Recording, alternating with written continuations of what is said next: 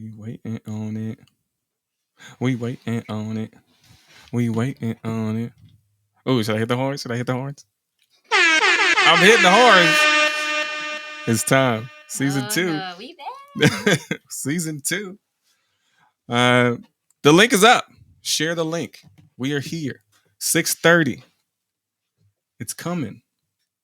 Patience. Patience. What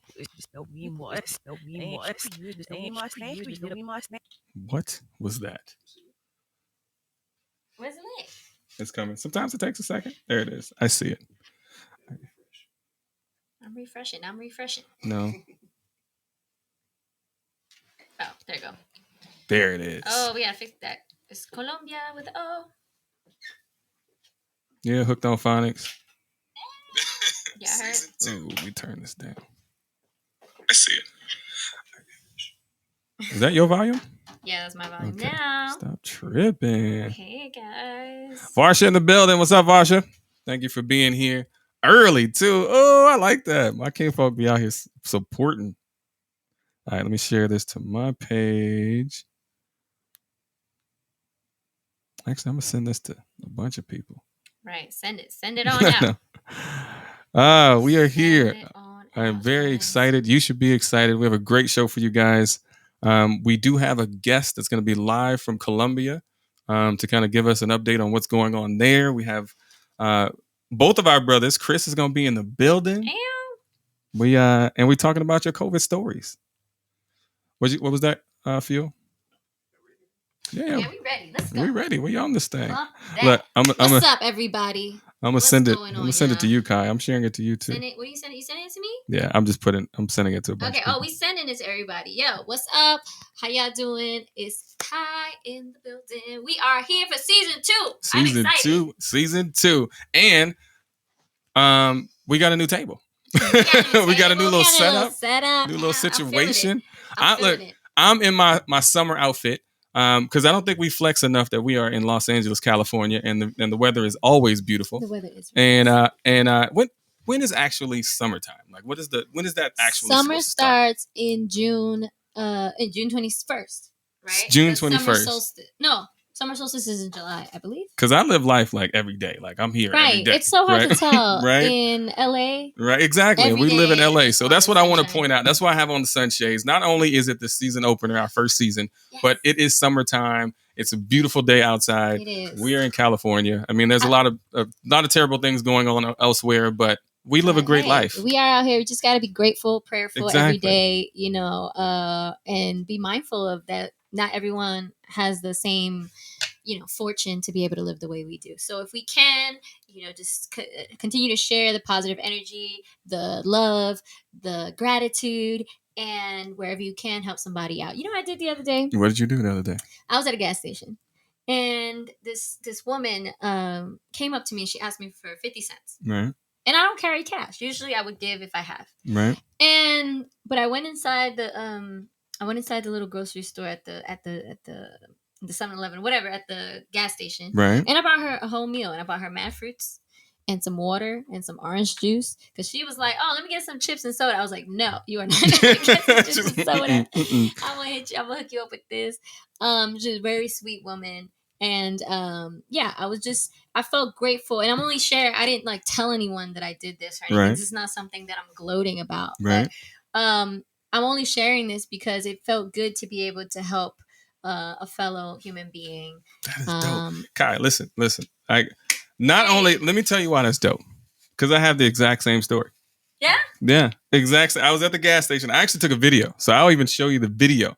So I was coming out of the gas station, and I saw this woman walk up to another guy getting gas. Right. And I saw her hit him up, right? And I saw him deny her. So I was like, oh. Yeah. She coming. So she walked over to me and she asked me for a ride. She kind of gave me the whole hey, I got off at the wrong bus stop and I'm just trying to get over here. And she was a black lady. And I kind of felt like this I kind of felt bad. Like it was my sister and my mom, and I would want someone to do the right thing if it was my sister or my mom. Right. So I was like, you know what? Whatever. I'm going to take her. Because I know she's going to have a tough time. It's COVID. No one wants to pick up a stranger. Right. And, and she seemed nice. her aroma wasn't terrible. Like, you know, like, do you know what I mean? I mean that in the way of like, she didn't seem, you know, like she was out of her mind. Right. So I gave her a ride to her location. She was trying to get a job, and she sang for me the whole way. Right. And I'm going to play you the video. Like, she was singing, and she was a really sweet lady, but you could tell she was very eccentric. And, you know, I can't tell if she had a mental issue, right? But, you know, I could tell that there was something not fully right. And I felt really good about it, you know, because you didn't have to do it. I saw people turning her down, and it just felt good to do something nice. Let's hear it. So I'm pulling it up right now. And that's just so weird that you got hit up at a gas station and you did the same thing. Like, it's very common, you know, in LA, and unfortunately the poor community, homeless community, has taken a large hit with COVID and quarantine in this past year, which is our topic of the day.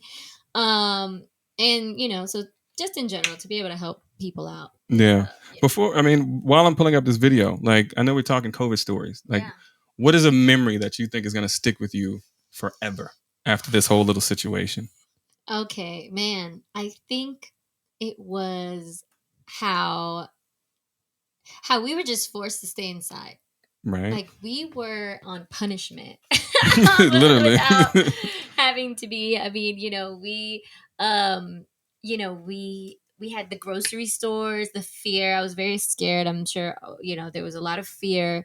Did you go through the whole, like, toilet paper panic?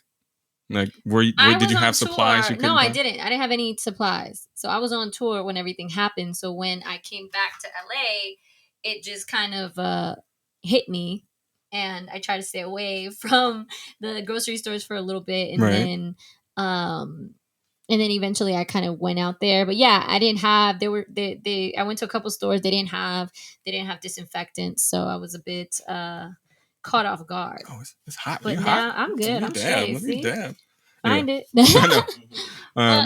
So, you know, I think that would be the biggest memory for me. Also, how like social media kind of was a way to help keep everyone connected. I think that was something that we can all take with us. And even now, like moving on to other things that's going on in the world, to be able to get information across without the influence of the media. Yeah. So that was a big thing for me too. Yeah. What are you? Sounds. Hey, we got sound effects season 2. Actually, so let me play you the video. Right? So this is us in the car, and I told her I was going to video her. I'm going to just play it on the mic and see if I can play it. You can see the audio.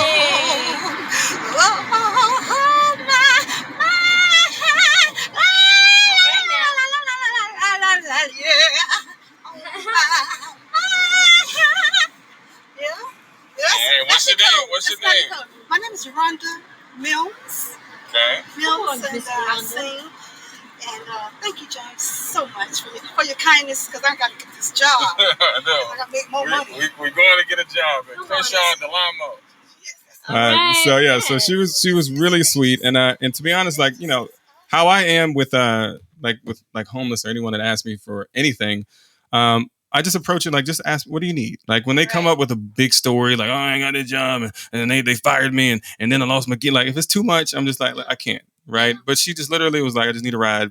She told me exactly where it was, and I was like, let's go. Hey, so it was a great moment. She was really sweet. I hope she got the job. If you're watching, I hope you got the job. Right. And yeah. So my COVID story. Uh-huh. I can't compete with the fact that I had COVID. So I am a COVID survivor. I think that's what I would remember the most. You know, I didn't have any of the symptoms that you commonly hear about. I just had a lot of fatigue. I didn't like have any kind of diarrhea or anything like that. Just some kind of gas a little bit, but nothing crazy. But it was mostly fatigue, and I felt a little weak. When I laid down, I felt great. I felt fine. As soon as I got up, it was just kind of like, And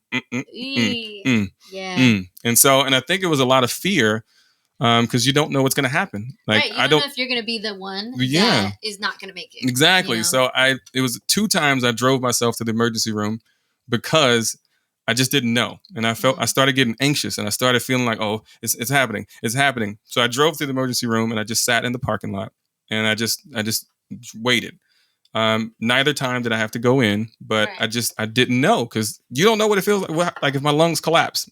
Yeah, we don't know. Am I going to be ready for that? Yeah. Like, I think I caught COVID. I think I had it. I got really sick in January of 2020, and I was in rehearsals trying to thug it out. And I felt because that's what you do, right? You run the job. But I was going through it. So I don't know. I don't know. I haven't gotten checked for antibodies. Right. Have you gotten the vaccine, or are you thinking? No, I think I may do it next week. So I have a few clients that are, literally begging, like, we need you, like, but you got to get, vaccinated. So I think I may do it for that reason. And the second reason, I was like, so if it goes wrong, I'll at least be in on the lawsuit. So right. Okay. So all of the conspiracy theorists, I was thinking, like, if you think that this is not safe or you shouldn't do it, have you ever thought about that you may be on the opposite side, right? Like maybe all of the people that don't take it will be a target. Let me ask you, when's the last time you took a flu shot? Oh, I don't even remember. I was a kid. Right. I was like 2 years old. I don't remember. Well, I have some key things for us to know. Some little fun facts for us for the vaccine. I have not gotten vaccinated yet. My volume's up. Right. Turn that down. I know. I have not gotten vaccinated yet. But I am not opposed to it. No. I am, I guess, just kind of waiting for it to feel right and for it to kind of happen. So I don't have anything. But on the even with the production that we can't talk about, like no, they're not kind of asking you to do it. No, because a lot of it is remote. A lot of it is from home. A lot of the work that we've been doing is a lot of Zoom calls. Right. So I'm new to this like Zoom call world where I'm like, camera. I would love to see. I mean, again, I'm sure for work and when tours start back up again, I'm a dancer, choreographer. For those of you who don't know, when tours and world travel start back up again, I'm sure I'll probably have to do that. But I have some things from the CDC, whether or not y'all think they're a joke or not, because sometimes I think it's kind of funny how all of a sudden now you cannot wear your mask. Yeah. Anyways, I just have some stuff, some information for you guys out there, and you can do with it what you like. This is on the CDC.gov website. It says COVID-19 vaccines are safe and effective. You may have side effects after vaccination, but these are normal. Yeah. Sweating, which I found out today, sweating is a big part of the vaccine. So I saw 2 people today who said that they're sweating now that they've taken the vaccine. That's hilarious. Because some of you guys out there have been having COVID or vaccine for many years. Okay. It typically takes 2 weeks after vaccination for the body to build protection, immunity. I'm gonna put this here. Is this in my way? Okay, perfect. No, it looks good. It typically takes 2 weeks after vaccination for the body to build protection against the virus that causes COVID-19. You are not fully vaccinated until 2 weeks after the second dose or 2-dose vaccine, or 2 weeks after 1 dose of the Johnson & Johnson. Or possibly never. Right. So this is what they're saying. So I actually have some family members that got the vaccine, and then they caught COVID right after. Right. You're like, what's happening? But thankfully they're okay. They made it. They had to go to the hospital. So they got the vaccine and they caught COVID. And then they caught COVID. How long after? It was fairly recently after. I mean, again, yeah. And so this is important information. If you don't know this out there and you just got the second dose yesterday, still be safe until 2 weeks. Yeah. Take a second. Okay, what they are still learning. They're still learning how well the vaccine prevents you from spreading the virus and to others, even if you do not have symptoms. They're also learning how long the vaccine will protect people. Because, it mutates just like the flu, and you have to get... That was your little small applause. Oh, I'm like, what is that? It sounds like rustling something.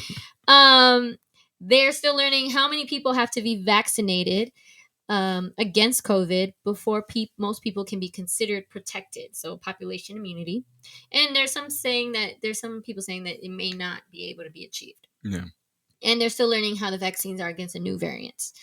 Let me see. Let's see. I think that's pretty much it. Yeah. Like I said, I think I'm just gonna do it. I mean, to be honest, like the only reason not to do it is just skepticism. Right. So, if it comes to like it's actually coming down to work, that was always my deciding factor. If it was about work, or if it was, a reason to do it, or if I had to, I'll do it. But I won't do it if I didn't have to. Yes. Quick shout out real quick. We have on our Facebook feed, and we're live on Facebook. We're live on YouTube. We're live on Twitch. Right. So on our Facebook feed, what's up? Shout out to my brother Chris Martinez, who's going to be joining us soon. He's going to be joining us soon. We're going to ask him about his COVID stories. I'm not going to say anything. Has he told you? I know some. That's my brother. I guess. And also shout out to Esteban Pinzon. Esteban Pinzon. Yes, he is coming up. He's coming to us live from Colombia. We'll talk to him in a little bit. Mm-hmm. Also, Miss Varsha. Yeah, that's Kinfolk. Yeah, Dan. Wait, how do you say it? Honore. Yeah, Honore. I was gonna say shout Honore. out Dan. Dan is my cousin that I told you about, who watched like all of our whole catalog. Nice. Come on, Dan. Yeah, thank you, Dan. He's in the building. Thank you for the support, Dan. Right, he's in Colorado. What's the weather like in Colorado, Dan? Is it hot out there yet? Because I'm summertime ready. I'm ready. He said I got my first shot and had vertigo and was fatigued for about 48 hours. Then he was back up and running. Right? Are you sweating? The streets are calling my name. What is that? Is that Facebook? I'm going to I don't the see streets. Those. The streets are calling my name. I'm going to. Look, that's the Colombian coming out right there. No, that's actually like Afrobeat. Oh, okay. Well, look, it sounds Colombian. Get better. Where are you seeing that at? I don't see that on mine. But I'm on Le Facebook. That's it. I don't see Dan. Oh, yeah. See? That's that. That's that Android. Get out my business. Android. He said dope weather. He says dope weather in Colorado. Colorado's nice. Yeah, Colorado's amazing. I'm coming to visit. I keep saying that. I actually have another photographer friend who just moved to Colorado, and I'm coming to visit. Cool. Actually, you know what? Not to cut us off. No, but you did though. But I did. So we always do that when you say something not to cut you off. But it's a long story. Not to cut you off, but I'm gonna cut you off. I'm gonna play my Jill Scott piece. Let's jump to my brother. Okay. Yeah, because we gotta Chris get him Martinez. We gotta get him on real quick. Yeah, have him tap in. We'll see him pop up over there when he taps in. But while we wait for him, my question to you and everyone else in the comments, right? What are some things that you think are here to stay? What did COVID exploit? I have one of my biggest things is that I think the job force is never going to go back to being the same, because a lot of people started doing remote. You didn't have to get offices and saved a lot of money. And I think a lot of jobs are going to remain remote. I hope so. And the workforce is going to be a little bit less, 9 to 5. Yeah. Like I think it's an internet era. Like you have Zoom, you can do Zoom calls. Like you could be anywhere in the world. It's great, man. Right? I've been having these Zoom meetings at like 9 a.m. and I'm literally I roll out of bed like at 8 and just go downstairs to my living room, set me up, have some coffee. I'm in my room. How long do you say it takes you to get ready? Because I've seen you not ready. So I'm like, but it looks like it feels like it'll be like, because you're cute. Like it's just. Oh, thanks. So like, does it take you a long time? It's no, I give myself an hour. Yeah. I like to take a shower. I like to brush my teeth, do my hair, do my makeup. I think I'm about 30 minutes. Phil, how long did it take you to get ready? He's laughing. 2 hours. Like, Shout out to Anna. Feel old school. Feel old school. Feel got to put on powder on his balls and shit. Like, talc. He got to put some talc on. Some talcum powder. He got to rub his feet. Do we got? Is Chris in here? Yeah, you got. All right, let's get Chris on go the tap him in. What up, bro? Yeah, he got. Yo. What up, Chris? What's going on, man? Oh, he's in the dark. I know you're in the dark. You sneaking up on the light. I'm about to get on he's backstage. He's at a gig. Word. Gig. Where gig? Where you at? I'm in Middleton. I'm at a place called Triple Crown. If you're in Georgia, go check out Chris. Yes, the Macon Sound. The Macon Sound. That is my brother's band. All right, so let's hear your COVID story. He just left. His connection is a little bad, so we're gonna have to work with him here. I'm sure he's gonna pop back in a second. So just cause I'm gonna go ahead. Hey, just for Chris right there. Oh, and look, listen to the sound bite of. He's back. All right, let's throw him back in. I'm back. All right, we're gonna work with you. Go ahead. Let's hear your COVID story. No, you gotta. Hey! Can you hear us? No, he doesn't. Yeah, he couldn't hear. We're gonna keep trying. That's gonna stay about COVID. I think that aspect. Okay, he's back. He's back. Listen, if you don't work, every time you get better and better, bro. Right, you get closer and closer.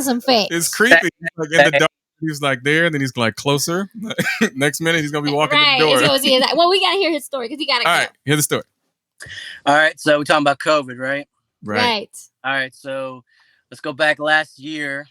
COVID kind of hit mid-March, and I was about to deploy to Japan, and we got told we weren't going to go out because of COVID, and then we got told we were getting put on hold, and then last minute we ended up going, and so I found myself starting my COVID journey in a hotel room in Japan for 2 weeks. Wow. Yeah. I remember that. Yeah. And can you tell us what do you do in the armed forces? I'm an officer in the Air Force, so I fly on an airplane, looking for things. Wow. Yeah, nice. So how was quarantine handled in Japan? Because that's a whole other country, right? And that's not the origin. It was China. Yeah, okay. Yeah. Right. Sorry, I had to correct myself. Sorry. Correct. Over there in China. No. Well, so there's two parts to it. So in the country of Japan, everyone was very respectful, and I think they're way more accustomed to wearing masks as a default. Yeah, exactly. It was obviously a big economic impact, but socially, it didn't seem that drastic. Now on base, that was I honestly remember kind of almost laughing at people in Japan because they would wear masks, and it was like, and they would say it was for the pollution, right, or something. And this was at the start of it, so I can imagine like nobody knew what was happening. I remember here, we thought we were going to be off tour for 2 weeks. We thought, oh guys, this is just a little 2-week thing. It's a little something. So what kind of measures did they take for you guys out in Japan? Well, we got testing. Were you getting tested a lot? They made us take our temperature like twice a week. Oh, okay. That's not bad. No, it wasn't bad. Twice a day. But we were stuck in our rooms, and because we got there last minute, and there was like a whole logistical piece of like, how do we get fed? So we stayed in our room, and we'd get a meal 3 times a day, and we couldn't get out. So like for me, I eat a lot. What was that meal like? Was it stuff that you liked, or was it like did they throw you some eel and like like threw you a bunch of fish on the floor? Man, they're like, oh, you don't like beef? Well, scoot it to the side. No, they did their best, but it was just like a last minute. At that point, you're just trying to make sure everyone is alive. Yeah. So they did their best with what they could. There's no fault in that, but it's just like a big logistical nightmare because you're talking about like 100 people showing up last minute. Right. Yeah. That's right. And so when you came back to Georgia, when you came back to the US, how was life different for you? Or how has life changed for you since then? Do you have any juicy relationships? Aside from being in the military, I'm also a musician. So I was expecting, like, I had a packed schedule ready to go. Right, the making sound. Shout out. Party band. Whoop, whoop. You're the first guest to get the horns. Right. New season, new horns. You're the first guest. How fitting. Well, when I got back to like 14 canceled events back to back, like I'm sure everybody else did. And for me, music is like it's therapy. I don't have to do it, but I enjoy doing it. So there was a while where I was like, man, what am I gonna do? So fortunately for me, I started looking into recording. Like I had a MacBook, and I decided to download Logic Pro and look into it because I had nothing but time. And then I started making my own videos, and that kind of like took off into its own thing. So I'm pretty thankful for that. Right, yeah. He's entered the Instagram social media world of promoting yourself that way. So shout out to you, Chris. And just a little plug, my brother has 3 beautiful children. Right. And they're all musically inclined, and they dance and they do all types of stuff. So question for you, Chris. I have a son. Where do you start when it comes to kind of teaching your kids music or dance? Like, where do you start? I think I started with them because I didn't want to be like a Joe Jackson, Yeah. I was like, you want to play. Yeah. Right. So Selena's dad was kind of rough too. There's a lot of rough dads out there. Yeah. Yeah, man. Yeah, and I see it like in sports and everything. I didn't want to have that vibe. So I waited until they showed interest, and but I also kind of influenced them because they would come to my gigs and they would see me, and there was like a Yeah. spark there. And then once I saw that, I'm like, yeah, why don't we do this? Why don't we do this? Why? And now they play instruments. My daughter sings, and I'm pretty happy with it. And it's more of a, like, I don't ever lose my patience with them because I know, I mean, it's music, first of all, right? Right. But they love it. And I'm always Yeah. them grow that, which is nice. Yeah. Right. And kudos so to you. so I think basically just letting them see you do things and letting them kind of take interest is what you're kind of saying, right? Yeah, for sure. Because that's what I want to do too. But I don't like sing, or I don't like tap, but I want him to experience it, and or have him show him somebody that's like cool that does it. Yeah. You know, expose them to it. Yeah. You know, I think even for me, like honestly, I as a younger sister, you know, Chris was my older brother, and he played the saxophone first, and then when I was in middle school, I picked up the saxophone, and then he used to dance in school, and then I started doing it because he was doing it. So he has a huge influence on me and me being an artist. And then our dad, we saw our dad is also artistic and creative, and he used to make us like do little musical things. Like we never felt uncomfortable being artistic. The cutest thing was that video you posted when she was doing the salsa, like with the family. It was like, I literally was like, right. But that's how we grew up. That's how we grew up. Family parties. My dad was real big on that. He'd like, hey, we're gonna do a show, and we would take it serious. Like, oh, we're doing a show. Hold on. So what's the who's gonna be there, and what's the event? Right. You would rehearse. Yeah. So I definitely take that, because I was just thinking I was gonna put him in some classes and hope that it kind of catches. But I think I would want him to want to take him to a show. Take him to a show. Let him see it, and then the thing is, you see it and you see what it can do, and then that could spark their interest to want to find out how to do it. You know what I mean? I tell you what did it for me. My dad was. I don't have any experience with him being a musician, but I remember he had a CD player, like one of the first ones that came out, like before the Shock and all that came out, right? Mm-hmm. And he's very particular about his things. So I remember when he let me use it, it was like a big deal. I was like, oh, wow. Okay. So I'm going to sit down on the kitchen table and use the CD player and the headphones. And I think I was like 4 years old. Mm-hmm. And the first album I ever listened to was Santana Greatest Hits. And when I sat there, I listened to the whole thing, which, thinking back, like I think I had like ADD or something. There's no way I could have sat for that long. Right. Not a 4-year-old. Yeah.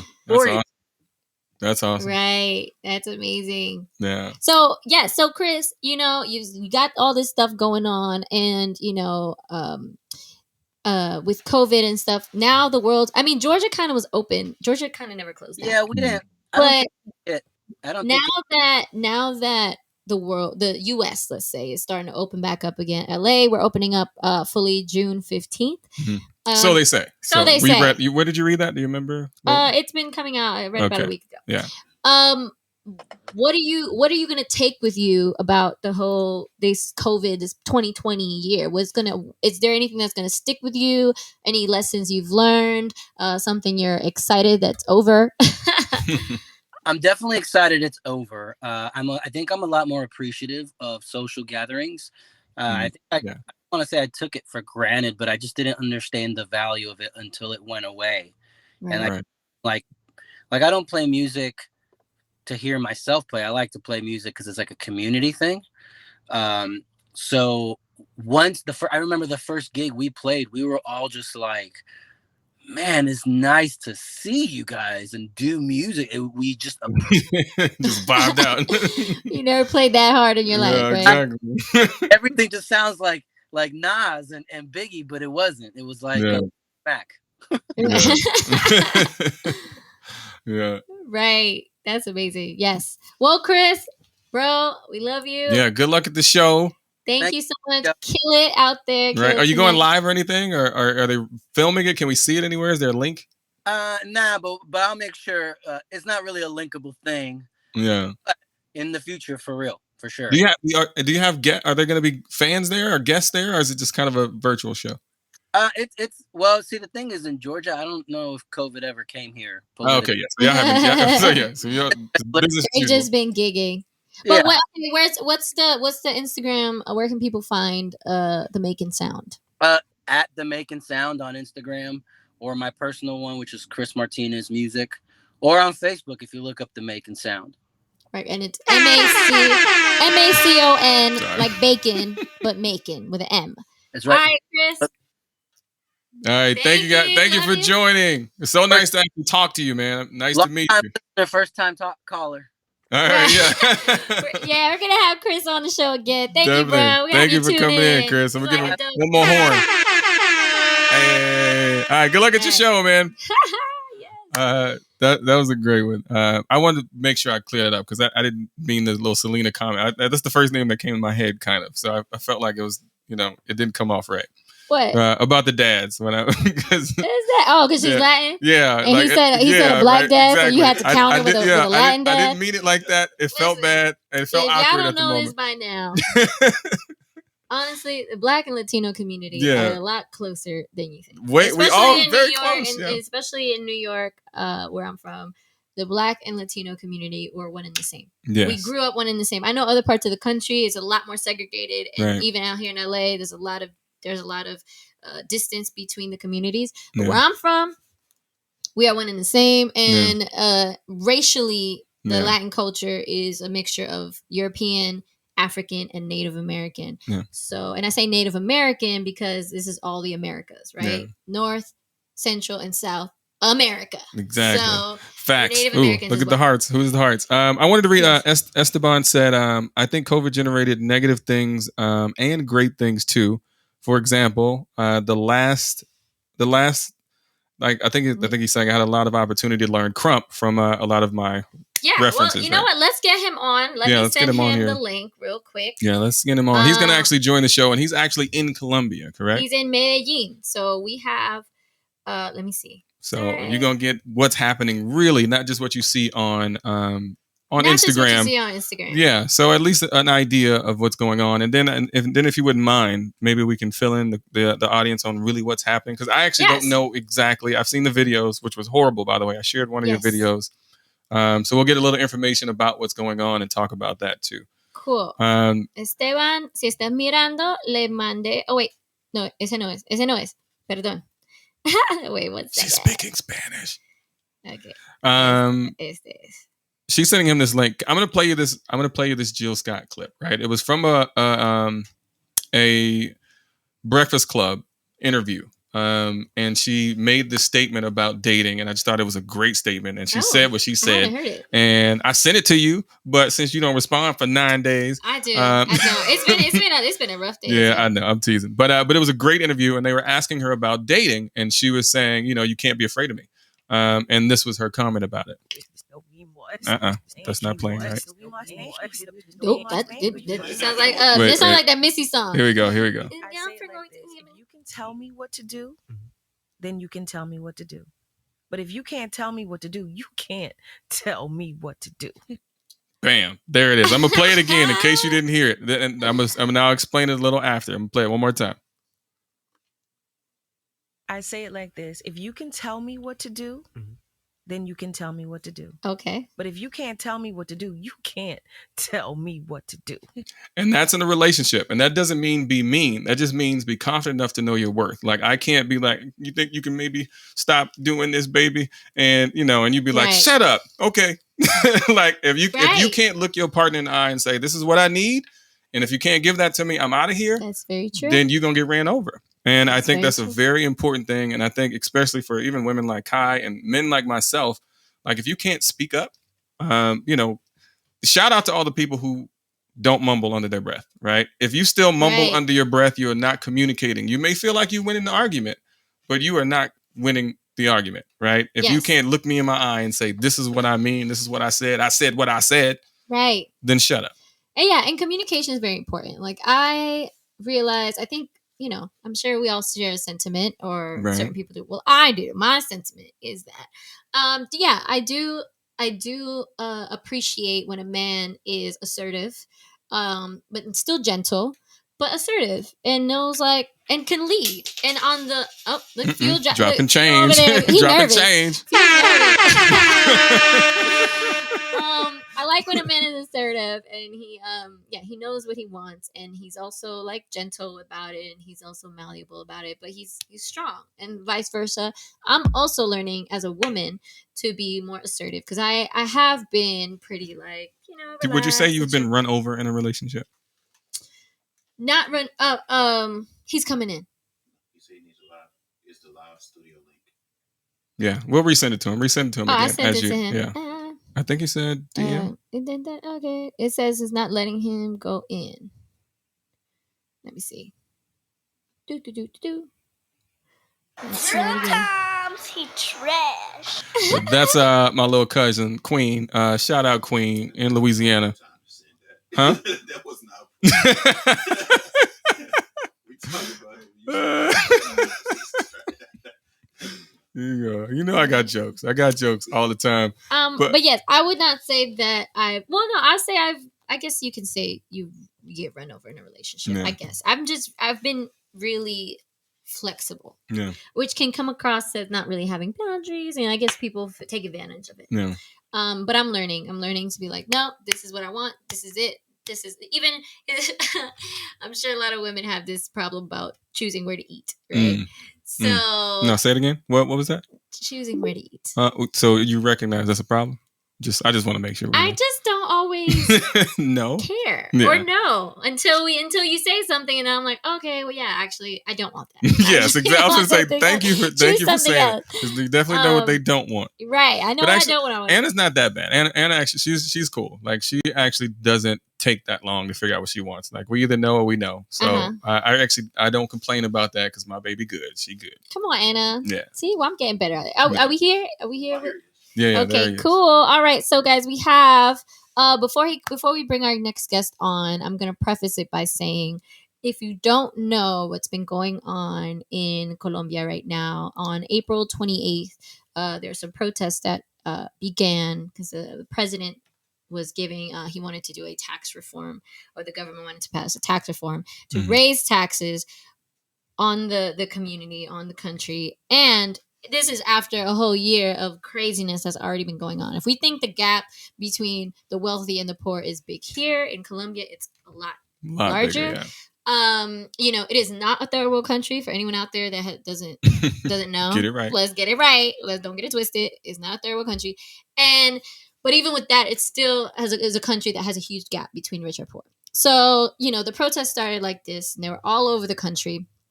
And eventually the president took back the reform, right? So you think it's a victory. However, there's so much injustice and corruption in the government and in the people in Colombia that the people were fed up. Yeah. They continue to protest. And so what happened was that the government decided to kind of instill martial law and like militarize the police. And, we started seeing killing everywhere. I started seeing it pop up on my Instagram, and I couldn't believe it. I was in tears. I was crying. You feel helpless. Yeah, that was crazy. The video, one video that you shared, it was kind of graphic, but you shared a video where there were 4 police officers that just drove by a guy. Now, if you want to be the person, what did he do? Or did he throw a rock? Like, even if he threw a rock, anything, but he was just walking, and they pulled by him. One cop just shot him, and they rode off. That was it. No arrest, no check on him. You can't say, because you know what? A lot of the media in Colombia and a lot of people that are, I guess, how here. Yeah. When we go through situations, it has to be a situation. It's finally like, no. Like, unfortunately, like a George Floyd situation. Yeah. There's no other way of looking at it. Yeah, right? That's why I preface it that way. Like, it's like, even if you try to think, maybe he threw a rock. So much like here, they're saying, much like here, a lot of media outlets and a lot of people are saying, well, people are looting, there's violence, people are going against the cops, there's infiltrated people from Venezuela, all these other things going on. Yes, all of that, I believe, it's possible. But even if that were the case, this would still be horrible, is all I'm saying. But even still, just like here, it is still the job, in my opinion, for the military to enact some sort of humanity when dealing with protesters. This is a human right. This is to be able to protest and speak on things. So, and it wasn't even like even the fake like, oh, I'm arresting him and he was fighting. Like, they literally just shot him, rode off. Like, like they didn't even stop. Right? No, they just kept going, and it's disgusting. Yeah, it was very horrible. Sad. Let us bring on Mr. Esteban. Esteban, hola. Pinzón. Hola, ¿me pueden escuchar? Sí, you can listen me. Yay! Yay! Yay! I can't, but I'll get a word every now and again. Right, and we met through social media. Okay. We have not. This is my first time seeing his face. Okay. And you're gonna translate, ¿Cómo correct? está? Sí. Entonces podemos hablar en español o inglés o como quieras. A decir verdad, no sé cómo hacerlo porque... No, pues, habla como necesites. Si necesita hablar en español, yo le puedo traducir. ok, perfecto. Sí, sale más fácil. Sí. Okay. Nada, me presento. Soy Esteban Pinzón Restrepo, tengo 23 años de edad, soy de la ciudad de Medellín, Antioquia, en Colombia. Soy bailarín hace 6 años, me enfoco sobre todo a ejercer la parte urbana, enfocado full en el crump. Pero un momentico, le voy a decir a la gente, Translate. 23 years old. Okay. He is from Medellín, Colombia. Okay. And he is a dancer. Right. He is and you do crump, right? He does crump. You heard that? Yeah, I heard that. You understand. Yeah, él entendió, yeah. Bueno, entonces cuéntanos qué está pasando por allá. Ok. A ver, finalizando el mes, Colombia entró a tener otra vez picos muy altos de COVID. Digamos más que todo acá en la ciudad de Medellín, que es de donde me ven, comenzaron a haber otra vez toques de queda de ciertas horas a ciertas horas en semana. Se comenzó a aplicar una medida que es de 4-3, o sea que son 4 días de trabajo a la semana por 3 de toque de queda continuo, o sea, todo el fin de semana encerrados en casa. Okay, Translate. Yes, translate. So you're saying at the end of a finales de abril, me dices. A finales de abril pasó esto. Marzo, más o menos desde marzo. So towards the end of March, they saw a spike in COVID cases, specifically in Medellin, and they were saying that because of that, they decided to do a situation where you would work 4 days out of the week, and 3 days out of the week you had to stay in your house, like you couldn't even come out. Granted, this is a year after, COVID, quarantine. So, okay, sigue, adelante. Y ustedes muy bien saben que el COVID ha sido una enfermedad pues que desde el año pasado ha generado como muchas dificultades, ¿cierto? Colombia es un país, en cierto modo, pues es tercermundista, económicamente es un país que es muy frágil y por ende muchas personas desde que inició el COVID han perdido su trabajo, muchas personas han tenido que reinventarse, buscar otros trabajos y digamos muy pocas personas han logrado como recuperar y sostener con todo eso, ¿cierto? Por ejemplo, mi familia tiene un bar en Medellín y las ventas son muy pocas últimamente desde que otra vez comenzaron a aplicar toques de queda y todas estas medidas. Sí, so he's saying, as with COVID and with the quarantine, Colombia is a very fragile country economically, and his family has a bar, and they, as we know, even here, a lot of businesses close. They have a very low income, obviously from the bar. So a lot of people in Colombia around the country have lost their jobs. They, we don't have like the same unemployment system that they have here or whatever. They don't have a stimulus. We're so blessed. And all that Be stuff. thankful for your little $600 that everybody's complaining about. Bueno, entonces. Ask him if was his family's business affected, like the bar. Sí, el bar de su familia fue afectado, ¿verdad? ¿O sí? Sí, claro. Yes. O sea, normalmente, digamos, un negocio como un bar suele tener ganancias en altas horas, más o menos desde las 7 de la noche en adelante o inclusive más tarde, sobre todo en fines de semana. Y a nosotros no poder abrir fines de semana, que es en donde, digamos, podemos reunir más dinero y tener más ventas, hay mayor afección, ¿cierto? En semana se vende, pero es muy poco y se tiene que cerrar temprano. Yeah, so he's saying, especially affected with the they have a curfew, with the curfew that being enacted. A lot of the business that they get is in the evening, and so with everything being closed off, especially on the weekend and stuff, you see a lot of you feel it a lot economically. Okay. Bueno, entonces, ¿cómo empezaron las cosas allá a progresar con las protestas y el pare? Ok, digamos que la misma semana que se pronunció la información sobre la nueva reforma tributaria y sobre lo que se iba a tratar, que digamos es como lo que genera la respuesta de la gente, eh, comenzó a pasar más o menos desde póngale que la semana pasada. Y es porque realmente la reforma tributaria propone cosas muy dañinas para el pueblo, ¿cierto? O sea, lo que busca más que, digamos, generar cosas a favor del pueblo, busca generarla a favor de los políticos de aquí. Mm-hmm. So he's saying that the tax reform, like about a week ago, they when they went to propose it, Yeah. a lot of it would benefit the government. A lot of the tax increase would benefit, the government, the wealthy people. Isn't that kind of a little more normal there as far as the government taking what they want in a sense? Like I know we're spoiled here in America. Él pregunta si es normal que el gobierno tome medidas así para como que perjudicar al público.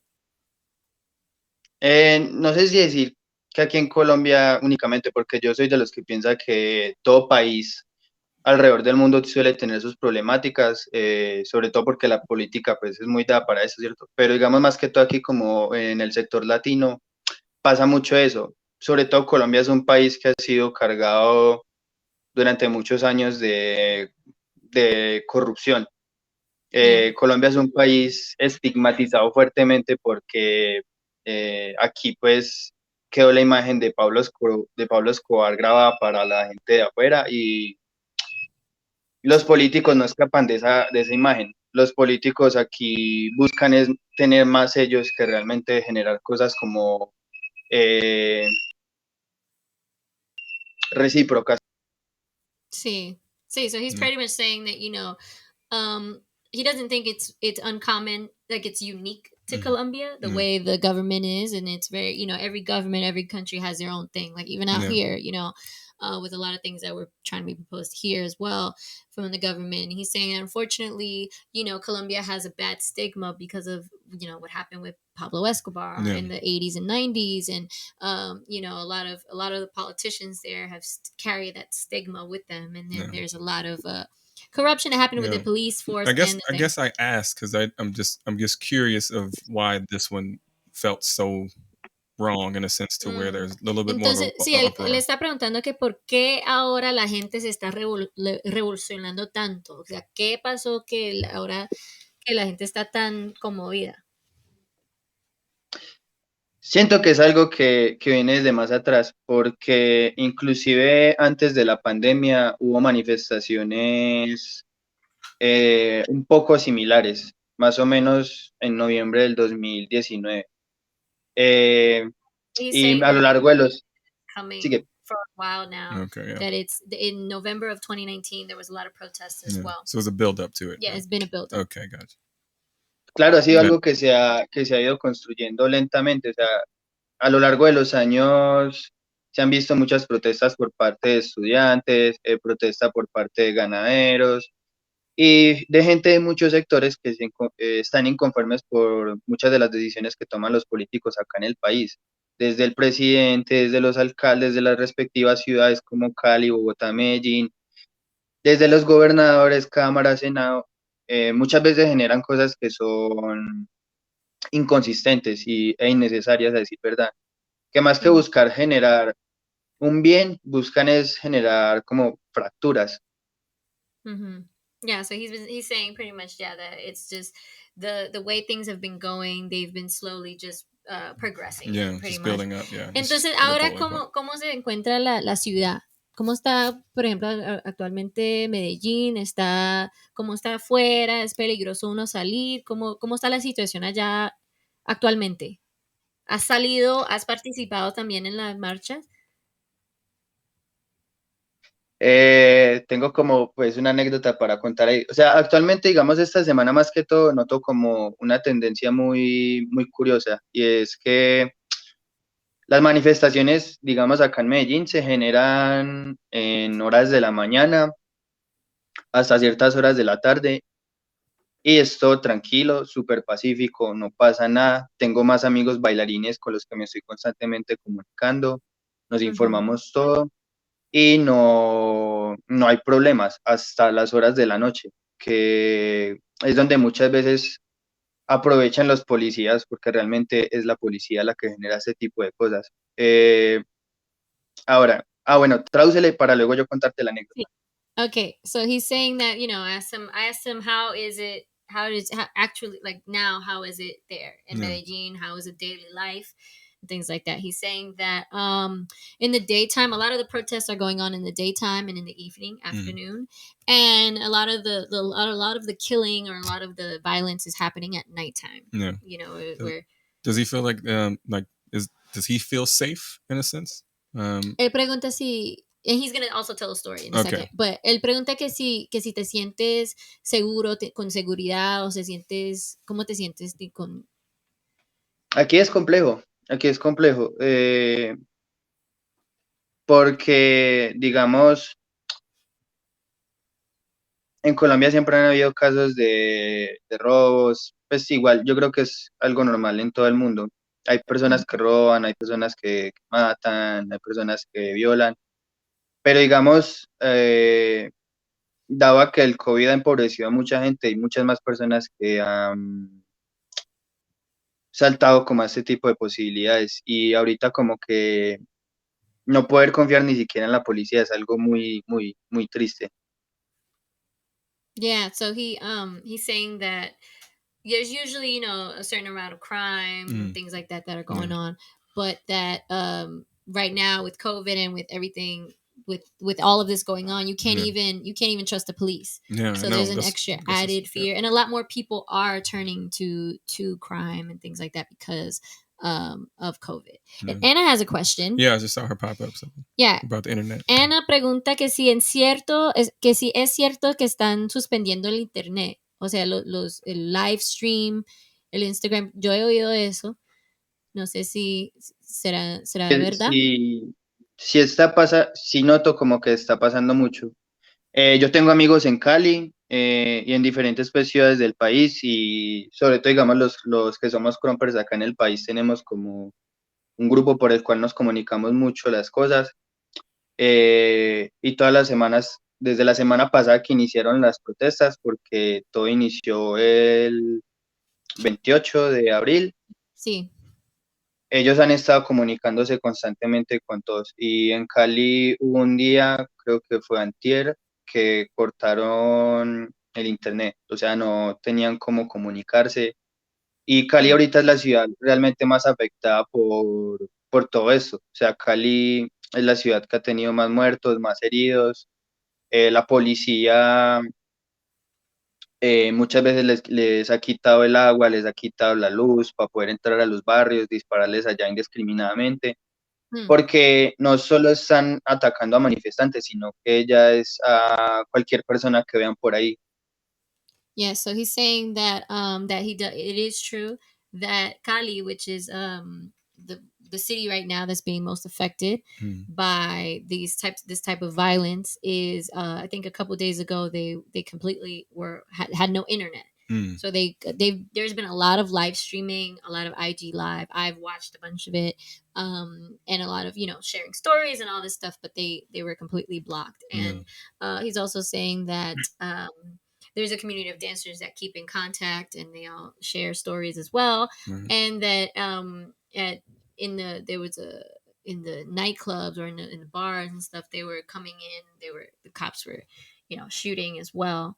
Just like in the nightclub? Yeah, like, because apparently they're not even, as you saw in the video, they're not even supposed to be out, right? They're not even discriminating. Like, even if you're not protesting, like I saw a video of a DJ who was on live, and he was leaving the protest, and so were all the people. And as they're leaving, they're gassing them. Yeah. You know. So I guess I'm asking, like, are they going in there because of the curfew, possibly, or are they just going in just cause?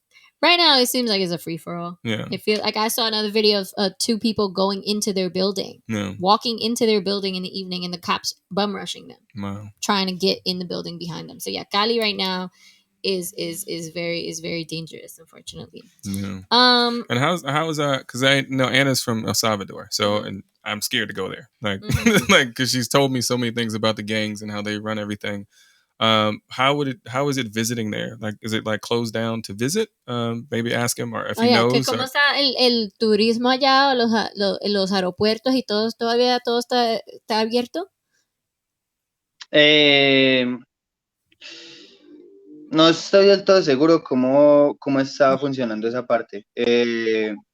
Por ejemplo, aquí en Medellín, a una manifestación que hubo ayer, vino una rapera española y la verdad me sorprende como que, digamos, en este tipo de distancias todavía hace gente viajando hacia acá.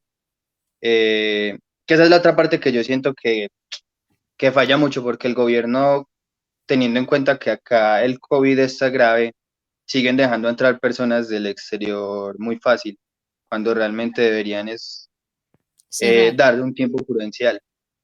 Yeah.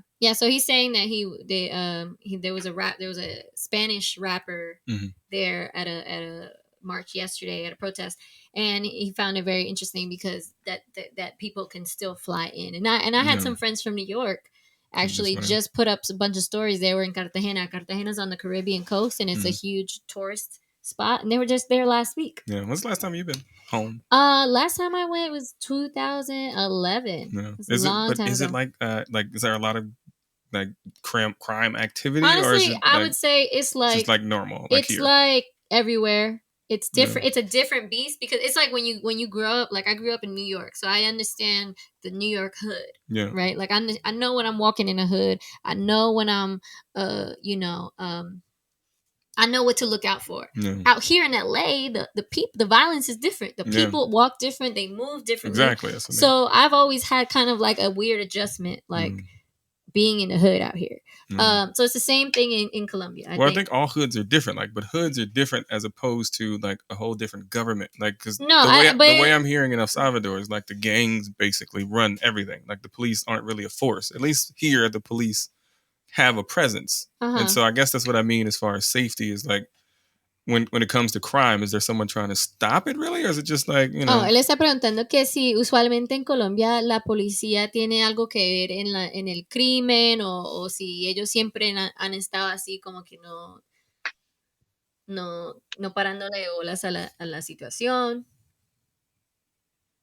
Suele ser muy aleatorio. A decir verdad, no todos los policías son malos. Eso es lo importante también. No solo como ver la cara mala de la moneda, sino también la parte buena.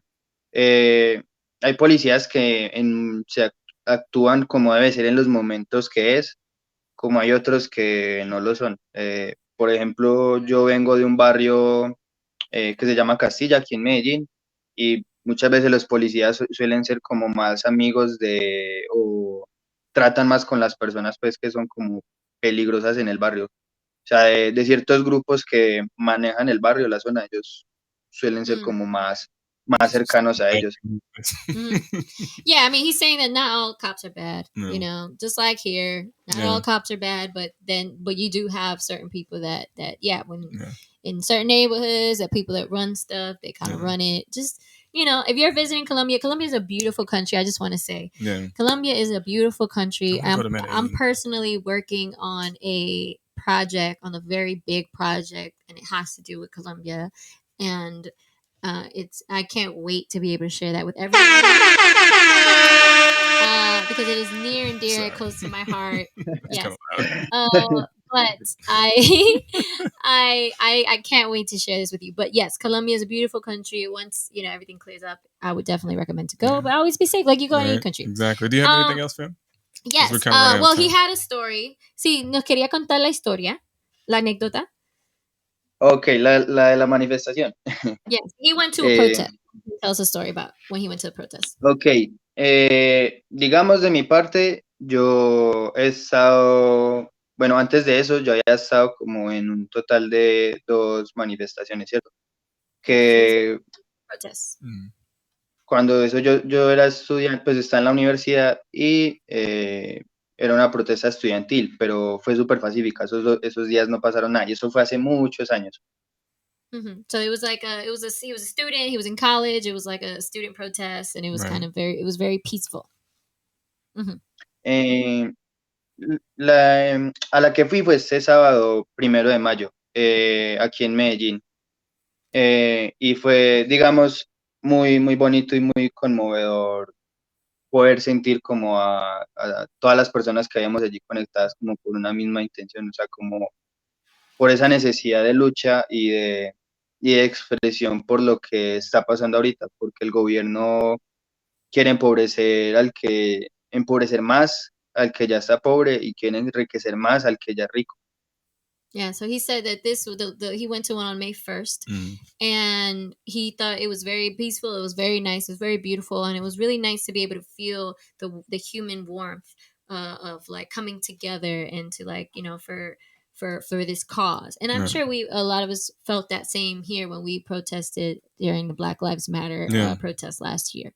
So, bueno.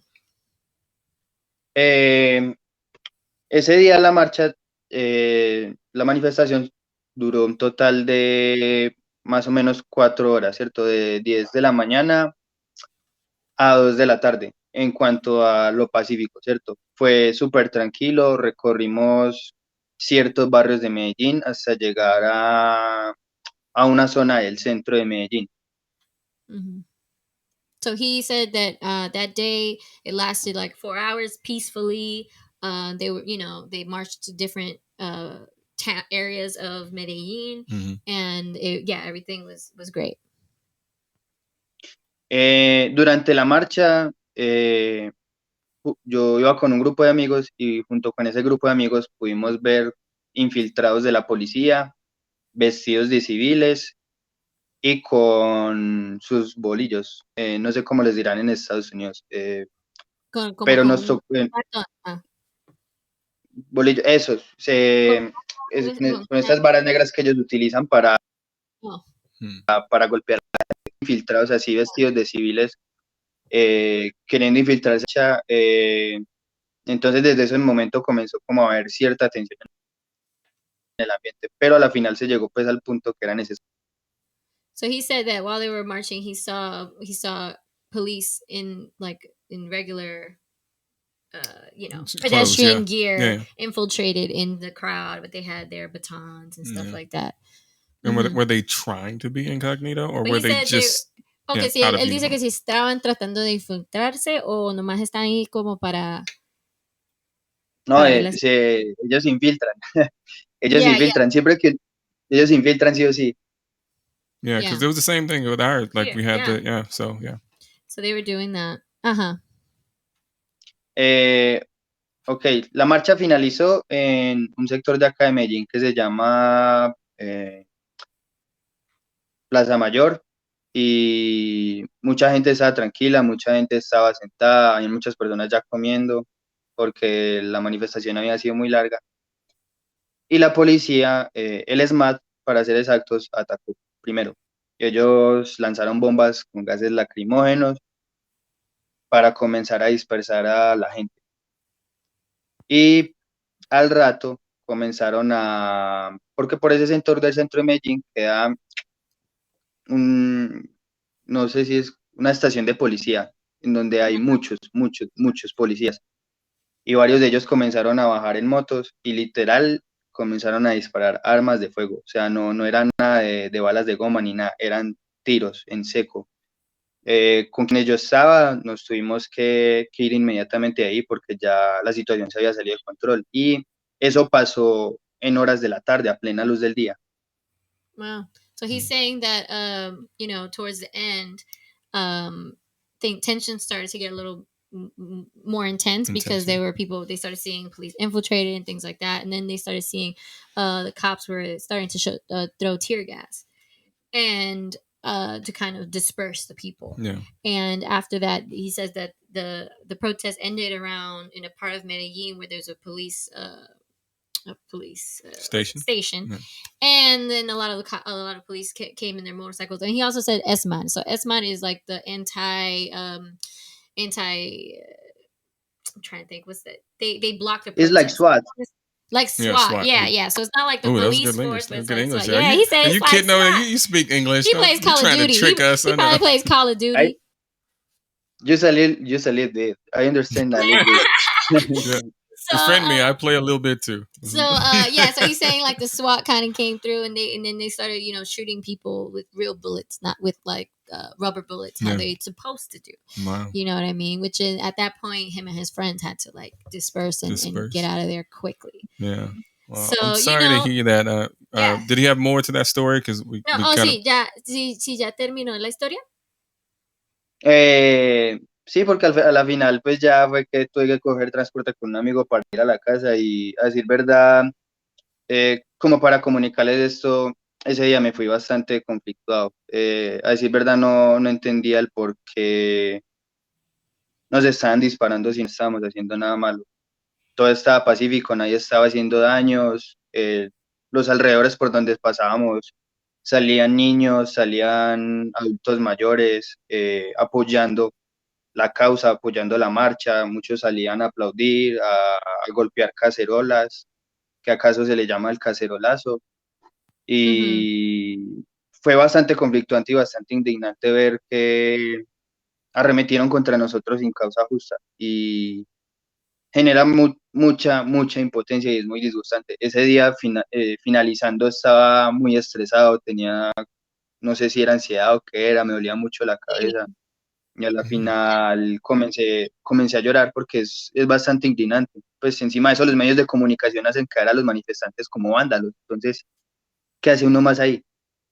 Yeah, he said he felt frustrated, he felt fearful, he felt to the point where he was crying because he felt anxious and he felt helpless and because he couldn't understand why they were shooting at people that were protesting peacefully. And I can share and that to start sentiment. that out with such love and to and feel I can that share change. That sentiment again. I went to one of the first protests out here in LA when George Floyd, the Black Lives Matter movement happened, and I remember also it starting out very peacefully. And at one point I saw like a police car on fire on one side, and all of a sudden things started just getting crazy, getting out of hand. But you went to I know we were running out of time, but you just went to one here. It looked like it was a lot of love there. Like yes, there was a vigil. There was a vigil last night for the Colombian community. It was a candlelight vigil. There's also, I believe, going to be something going on Saturday at the embassy, at the Colombian embassy here in Los Angeles. Yeah, let's share. We'll share that link because I saw you out there, and I know you were out there for the Black Lives Matter, and I was like, I would love to support. So put that on the page, and maybe Ann and I will come out, and we'll definitely come out and support, and anyone who needs to come or wants to come out can do that as well. Absolutely, solidarity amongst all of our communities is so important. So last thing I want to say. Esteban, si tiene una cosita nomás para dejarnos, un mensaje para la persona que esté mirando, para los americanos que están acá mirando. Ok, primero que todo, darle las gracias por habilitar el espacio para uno poder expresar lo que está pasando acá. Segundo, que nos ayuden comunicándonos con el exterior, en Estados Unidos, en más países, porque acá no tenemos voz, el gobierno quiere el silencio de nosotros sí o sí, los medios de comunicación no ayudan, queremos manifestar pacíficamente y acceder al diálogo, pero ellos prefieren asesinar a la gente, porque eso es lo que están haciendo, están haciendo terrorismo. Y que vamos a seguir resistiendo. Yeah. So he says his message to everyone would be, first of all, thank you for holding space and allowing him to come on and express himself. Number two, helping to continue to spread word about what's going on, because in Colombia they are being, they're being what's that? Censored. They're being heavily censored, and they're being, they're not being able to get the message out of what's really happening. So being able to communicate and let the world know what's happening, which is what everyone is doing, which is amazing. Shout out to all my followers and all my friends that are not Colombian that have been sharing. It has gotten so much, at least just my post alone has got so much international attention that I'm so grateful for.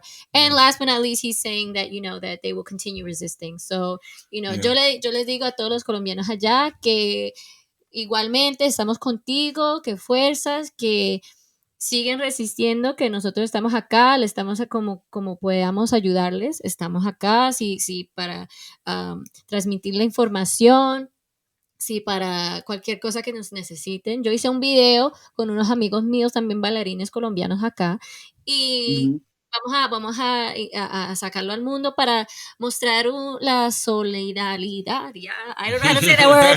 It's a hard one. Para mostrar para dar ánimo también, que acá nosotros también nos sentimos bien, helpless, nos sentimos bien, como que nos podemos ayudar. Entonces, si con un poquito de ánimo le podemos ayudar, ahí estamos haciendo algo. Everything she said, and yeah, the fist. We out there with you. Right. But one last thing before we go, I want to put you on the spot. Can we get a little crump? Can we get a little crump? Can we get a little piece? A little something? Okay. Look, no pressure. No pressure. Tell him no pressure. Sin presión, pero no pressure, but nos puede dar un poquito de on the spot.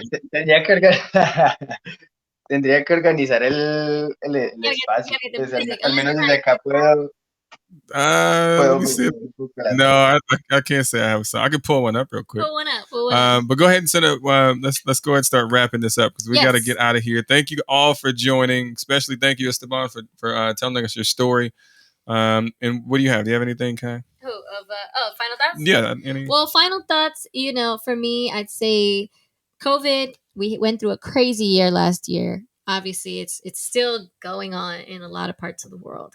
And I hope that we can take with us, I know I'm going to take with me the appreciation, kind of like my brother said, the appreciation for humanity and social gatherings and being able to hug and embrace each other and love on each other and just be together. I'm also going to take with me just appreciation for health, for life, for how fragile life is and how beautiful it can be, and how sad a lot of these moments have been.